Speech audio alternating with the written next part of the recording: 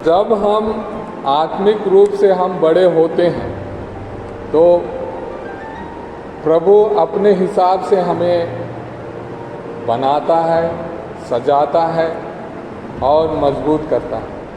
कई बार हमें परीक्षा में भी डालता है, उसे बाहर भी निकालता है, लेकिन प्रभु हमें कभी छोड़ता नहीं, है ना। इसीलिए कई बातें हमें समझने में बहुत मुश्किल होती है। और मैंने अपने जीवन में बहुत सारे टेस्टमनी सुनी, साक्षियाँ सुनी लोगों के बारे में। उनमें से एक बात हमेशा कॉमन सब में पाई गई है। उनमें एक बात कॉमन है कि उनको परीक्षाओं से होकर जाना पड़ता है। उनको परीक्षाओं से होकर जाना पड़ता है। अगर आप प्रभु में विश्वास करते हैं तो आपकी विश्वास की परख जरूर होगी।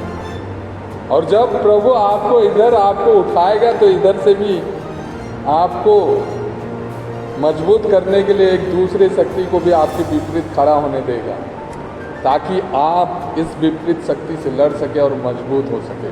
Praise the Lord, hallelujah. इसलिए इस बात को सोचकर कभी आश्चर्य ना करें कि मैं आत्मिकता में बढ़ रहा हूँ तो मेरे जीवन में किसी भी प्रकार की तकलीफ ना होना चाहिए, किसी भी प्रकार की परीक्षा नहीं होनी चाहिए, सफरिंग नहीं होनी चाहिए। ऐसा ना सोचिए। ऐसा अगर होता है तो आश्चर्य ना करें, क्योंकि प्रभु ऐसा होने देता है ताकि आपका विश्वास प्रभु पर मजबूत होगा।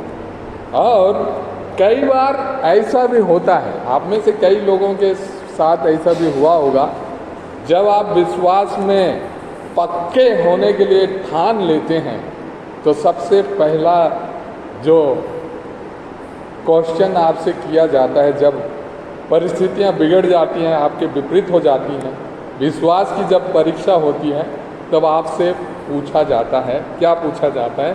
तोबीत के ग्रंथ अध्याय 2 और वचन 15 में, है ना, 15 में वहाँ पर लिखा है, कहाँ है तुम्हारे भिक्षा दान, कहाँ है तुम्हारा धर्म आचरण। अपने आप को बहुत धर्मी मानता था। अब विपरीत परिस्थितियाँ होगी तो सवाल पूछा जाएगा, कहाँ है तुम्हारा धर्म आचरण। कल तो अपने आप को बहुत धर्मी मान रहा था, लेकिन कहाँ है तुम्हारा धर्म आचरण पूछा जाएगा। अब पता चला कि तुम कितने पानी में हो। अब पता चला कि तुम कितने पानी में हो। बाइबल में ये बात लिखी हुई है और यही शब्द आपसे भी पूछा जाएगा जब विपरीत परिस्थितियां आएंगी। और ऐसा नहीं है कि नहीं आएंगी, क्योंकि आप विश्वास में बढ़ेंगे तो विश्वास की परीक्षा होगी। और जब उस परीक्षा से आप निकल जाते हैं, बाइबल इस बात में कितनी साक्षियां देता है कि जिन्होंने परीक्षाओं को पार किया, है ना। यदि हम देखेंगे जोसेफ के जीवन को, यंग हैंडसम लड़का, उसके जीवन में परीक्षा आई थी। वो जिस घर में दास के रूप में बेचा गया था, उसका मालिक का वो कृपा पात्र था।